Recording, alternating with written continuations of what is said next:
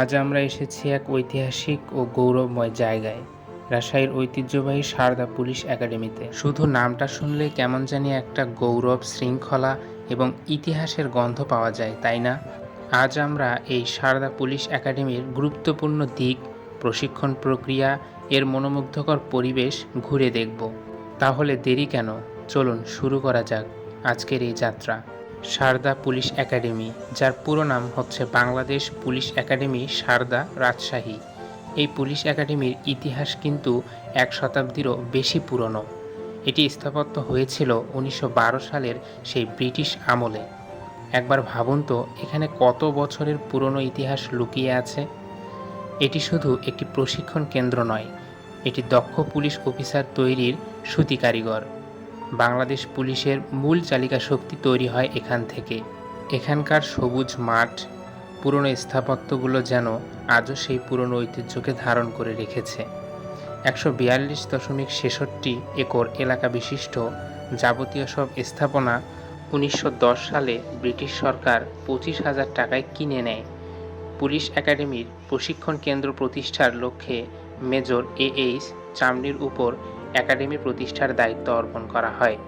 1912 সালের জুলাই মাসে একাডেমি প্রতিষ্ঠার কাজ শুরু হয়।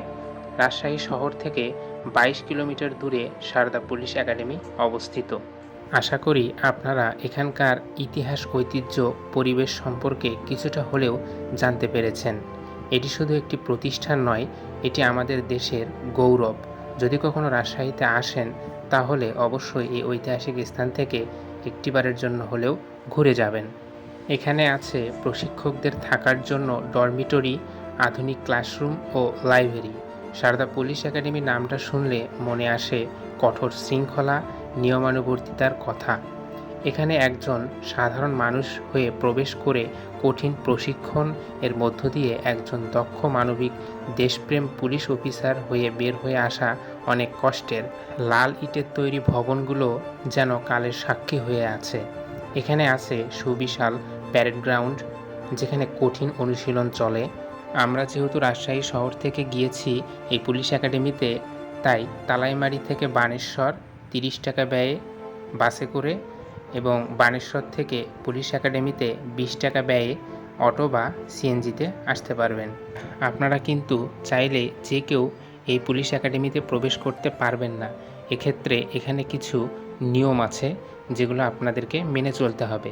অর্থাৎ এখানে আপনার পরিচিত কোনো সদস্যকে থাকতে হবে, যিনি আপনাদেরকে নিয়ে এই পুরো অঞ্চলটা ঘুরে দেখাবে। যদি আপনাদের পরিচিত কেউ এখানে না থাকে, তাহলে আপনারা এখানে প্রবেশ করতে পারবেন না। এই জিনিসটা মাথায় রেখে এখানে আসবেন। অর্থাৎ এখানে কর্মরত যে কেউ হতে পারে আপনার আত্মীয় বা বন্ধুবান্ধব, তিনি আপনাকে মনিটরিং করবেন এবং পুরো এলাকা ঘুরিয়ে দেখাবেন। আবার আপনি যদি এটা ভাবেন যে আমার পরিচিত তো অনেকে আছে, ফোন করে বলে দিলে হয়ে যাবে, বিষয়টা কিন্তু এমন না। সর্বোপরি আপনার পরিচিত একজনকে এখানে থাকতে হবে, অন্যথায় আপনি এখানে প্রবেশ করতে পারবেন না। এই বিষয়টা মাথায় রেখেই এখানে আসবেন। ধন্যবাদ।